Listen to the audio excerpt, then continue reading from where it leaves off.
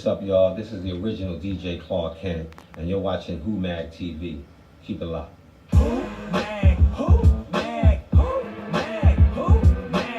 DJ Clark Kent is the first DJ that Herc put in the clubs with him after Timmy Tim had left the group. And as you came in, you partied with Kool Herc. If you notice, you was at the door giving Herc your money, but a lot of people missed the fact that I was playing that music. We met Kool Herc at a Flaminate Room party. We were dancing as b-boys, myself and the twins, and Herc seeing that we were dusting off a lot of the competition wherever we went. He started following us around to different venues that we danced at until we got wind of what he was doing on the west side. And we went over there, and the rest, after taking on all comers from the west side and knocking off everybody except the number one cat, Sasa, which never happened because we just felt like we needed to get paid for that showdown, and it never happened. There's no such thing as the Herculoids. Our call tags are our names: DJ Kool Herc, Coke LaRock, Clark Kent, and the sound system is called the Herculoid.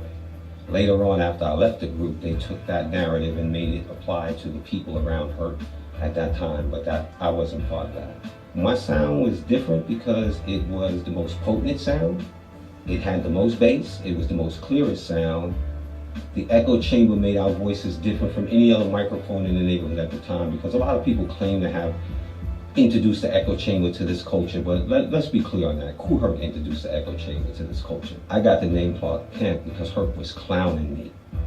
Because when I was a b-boy, and I had knocked off all of the b-boys that Herc had gassed up to come at me from his crew, he came into my neighborhood at a club called the Silver Door and brought a cat named Rossi, who was basically the last dude on his list that he would gas up to try to come at me. So knocking off Rossi only left one, that was Saw, but the winner of that dance contest got a lifetime pass at Kool Herc Productions. And when Herc introduced the dance contest, he introduced his guy Rossi, and clowning me said, because I wore glasses, he's gonna go against Clark Kent.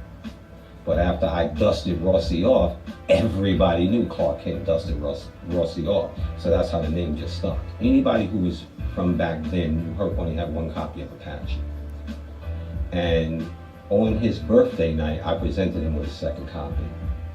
And during that night, as the party went on, because I surprised him with that second copy of an album no one could find, he asked me would I like to give Timmy Tim a break. And I said sure, and from the time I got on that system, I never gave that spot up until JC came along. When I consider a battle, it's me stringing up my system against yours. It's what I got versus what you got, not what someone staged and we all use the same thing. I Can't Stop, Bob James, The Bells, James Brown, Sex Machine, that was an anthem for b-boys back then. Jimmy Castor, Just Begun. Then we had the mellow side of the house where we would play Eddie Kendrick's Body Talk, Honey Butt.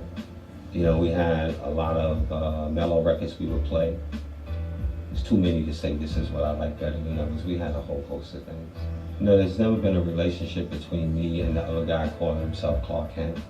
And that's not to say there can't be one. It's just that we don't roll in the same circle, so we've never bumped heads anymore. There's many stories I can tell you from my experiences in hip hop, and the key to that being I was there. I'm not telling you what somebody told me or what I read in a book. I was there.